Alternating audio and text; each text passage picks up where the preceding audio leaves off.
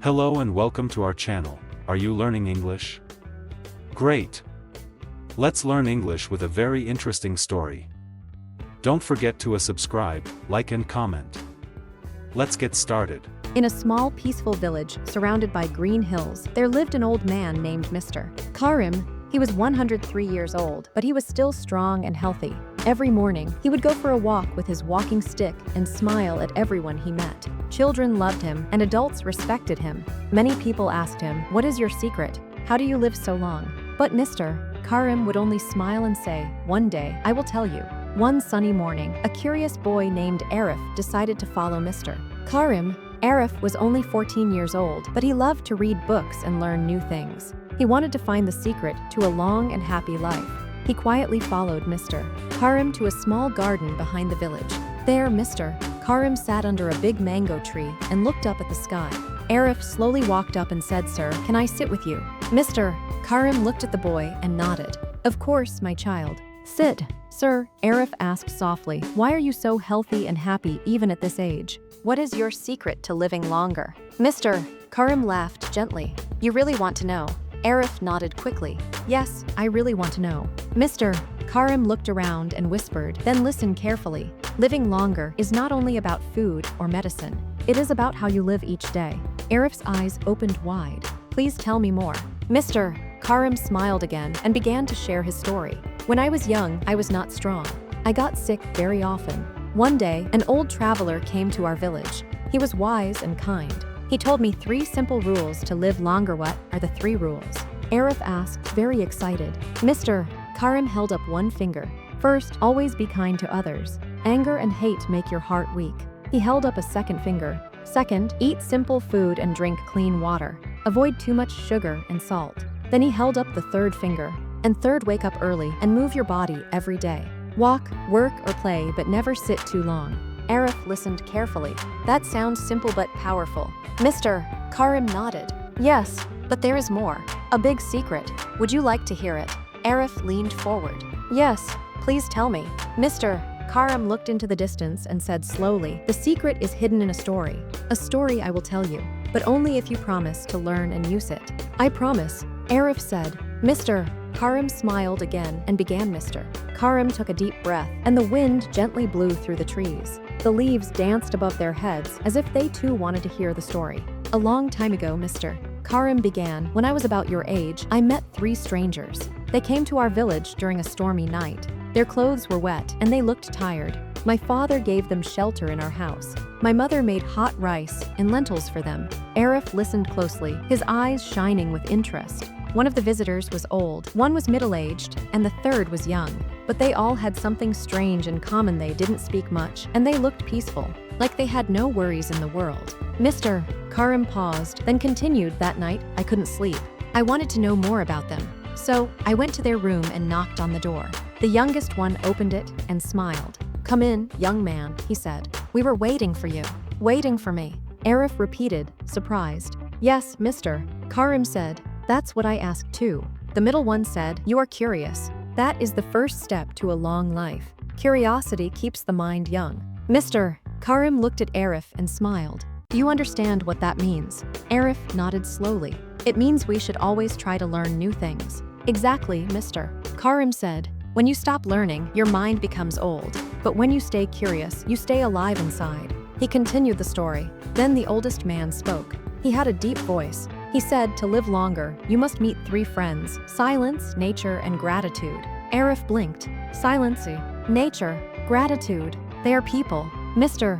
Karim chuckled. "No, my boy. They are habits." He lifted a small stone from the ground and held it up. "Silence means taking time to be quiet every day.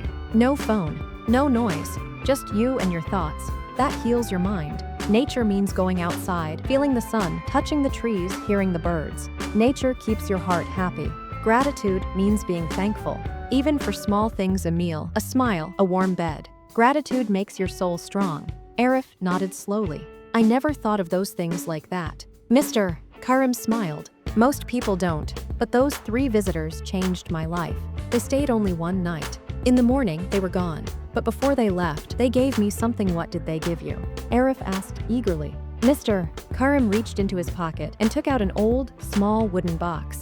It was carved with strange symbols. He placed it gently between them. "They gave me this," he said, "and told me to open it when I was ready to teach someone else." He looked at Arif. "I think that someone is you." Arif stared at the small wooden box. It looked very old, but somehow magical. The carvings on the lid were smooth, like waves or wind. His fingers itched to open it, but he didn't touch it yet. "Can I open it?" Arif asked, almost whispering. Mr. Karim smiled. "Yes, but gently. What's inside is not just for your hands, it's for your heart and your mind." With great care, Arif lifted the lid. Inside, there were only 3 items: a dried leaf, a small mirror, and a folded piece of paper. Arif picked up the leaf. "It's so dry and brown but beautiful." Mr. Karim nodded. "That leaf is from the same tree under which we are sitting now. It reminds us that even something old, even something that looks weak, can have beauty. Just like me." He laughed softly. Arif smiled and looked at the mirror. "Why is there a mirror?" Mr. Karim said, "That mirror shows you the only person who can truly control how long and how well you live yourself. Every day, look at yourself and ask, 'Am I living well today?'" Arif nodded, thinking deeply. Then he opened the folded paper. On it were 5 words, written in clean, neat handwriting. Breathe, move, love, learn, rest. What do these words mean? He asked. Mr. Karim's eyes sparkled. "Those 5 words are the foundation of a long life. Breathe, take deep breaths. When you're angry, breathe. When you're sad, breathe. It keeps you calm and clear. Move, the body is made to move. Walk, stretch, run, dance, just don't sit all day. Love your family, your friends, even strangers. Love brings joy and joy heals. Learn something new every day. A word, a story, a skill. The mind must grow.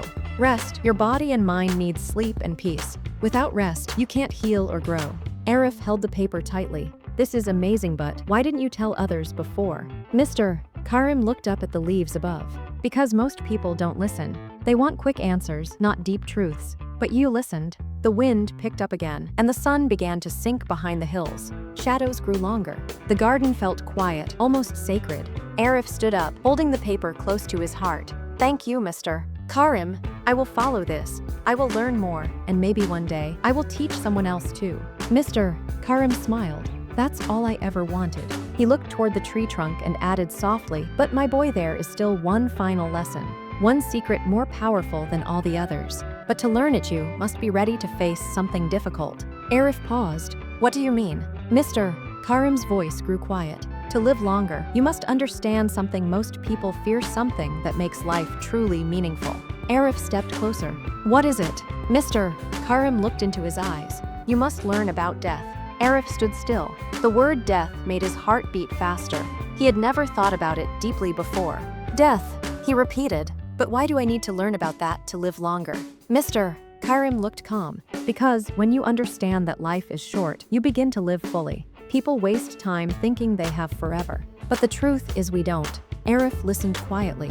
Mr. Karim continued, "Death is not the enemy. It is a reminder. It tells us to love more, forgive faster, and enjoy the little things. When you know life can end any day, you stop waiting and start living." The old man leaned back against the tree. "That's the final secret, my boy. Respect your time. Don't be afraid of the end. Use it to make your days brighter." Arif nodded slowly, feeling something shift inside his heart. He looked at the small wooden box one last time. The leaf, the mirror, the words, they all made sense now. "Thank you, Mr. Karim," he said softly. "I will never forget this." Mr. Karim smiled peacefully. "Then my work is done." As the sun set behind the hills, Arif walked home. He felt wiser, lighter, and more alive than ever before. And somewhere deep inside, he knew he had just started a journey, not only to live longer but to live better. The end. White heavy checkmark.